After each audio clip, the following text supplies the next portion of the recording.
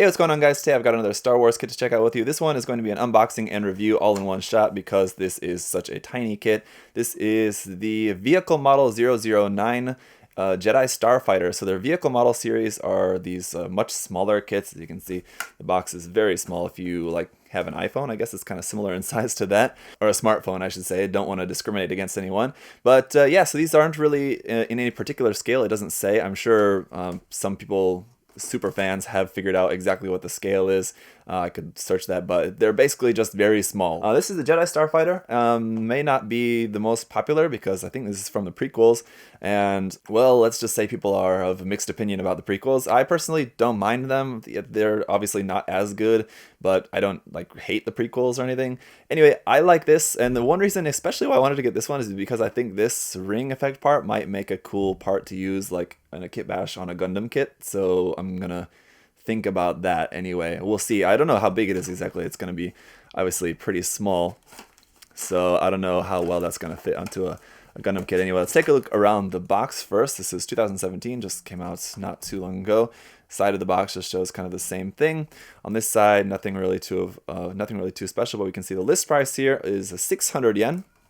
For that, on the other side, it just shows how where the markings go on the kit. So this does come with some stickers. I think no water slides in this case, unfortunately. But for a 600 yen kit like this, it would be nice if we had water slides as well, but it's a little bit more understandable that we're not going to have those included with this kit. So again, big thank you to USA Gundam Store for sending me this kit. I wanted to check out some Star Wars kits. You guys have been asking to see some Star Wars kits, so USA Gundam Store was happy to help out with that. Here on the inside of the box, we've got a couple other ones in this line, the X-Wing Starfighter and the Millennium Falcon. There's a bunch more as well, this is number 9, and there's been more out since then. Here on the inside of the box, also, Bandai is getting clever by printing the instructions, assembly instructions here on the inside of the box, so they don't have to print out a separate paper for that. So that's cool, that's nice. Let's check out the runners and everything. Here is the stickers. First off, you can see it's just for these large color apps, kind of mostly. Don't really know how these are going to fit over a lot of the little details on the kit, but we'll try that out. Here's runner A1. You can see it's kind of like the main top half and bottom half of the ship and a couple of the detailed parts there. Runner A2 is a couple other parts here, kind of the main center part and my kind of main engine kind of parts there of the big ring. And the runner A3 is just our two main parts of that ring thing. And finally, BM1. Okay, that's kind of funny. Base model 1, maybe?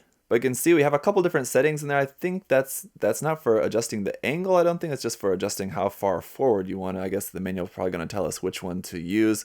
But we just have a little base arm to stand that up on. So let me get this snapped up and let's check it out.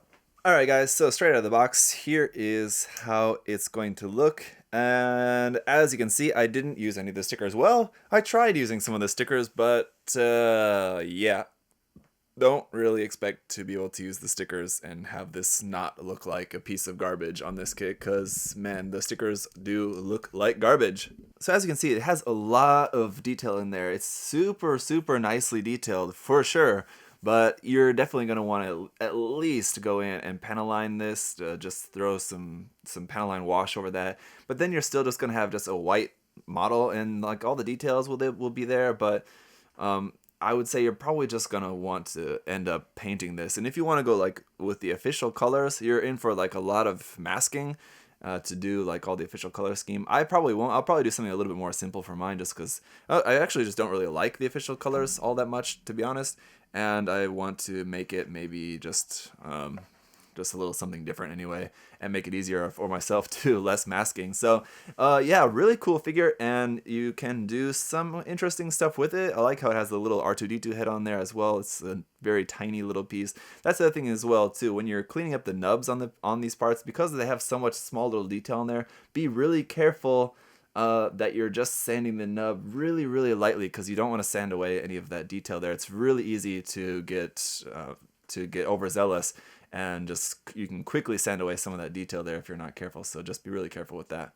Just to show you here on the top of the kit, so you can see you can remove this front section and have just the ship on here if you want. And again, there's that tiny little R2-D2 there on the top, very small, this one, and it's just on a ball joint on this little stand.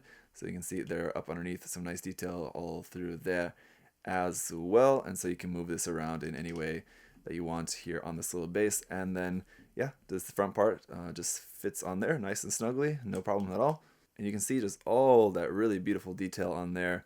So once this is painted and then all the details filled in, it's gonna be looking very cool for its size. I mean, this thing is just really tiny, so you can really have some fun with that, I think. So that's it. Very simple kits, and they're very cheap, but for the amount of detail and the amount of fun that you could have just like detailing this up, painting this up, I think it's definitely worth the price. So these are pretty cool kits.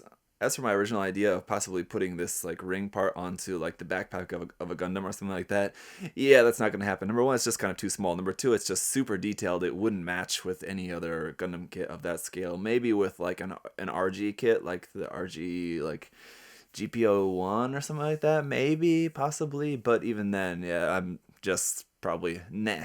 So this is just going to have to be its own thing. Just sometime later, just give it a coat of paint, panel line it up, and then be done with it. So I'll just keep that. I'll just keep this around, and whenever I've got time, where I'm just kind of between other things, I'll just kind of chip away at this later, and then I'll show you guys how it looks when it's all done later on. But that's it for the review, guys. Very cool kit. Again, big thank you to USA Gundam Store for hooking me up with some Star Wars kits to share with you guys. Here was my look at the vehicle model line. So in the future, I don't know, maybe I'll check out some more vehicle model kits. If there's a particular one that you guys would like to see me review, maybe let me know.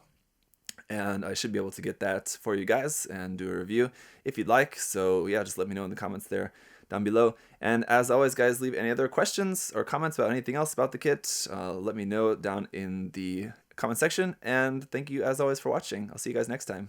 Bye-bye. Hey! Thanks for watching, guys. Remember, if you want to check the kit out for yourself, you can head over to USA Gundam Store. Use that coupon code ZakuAurelius10.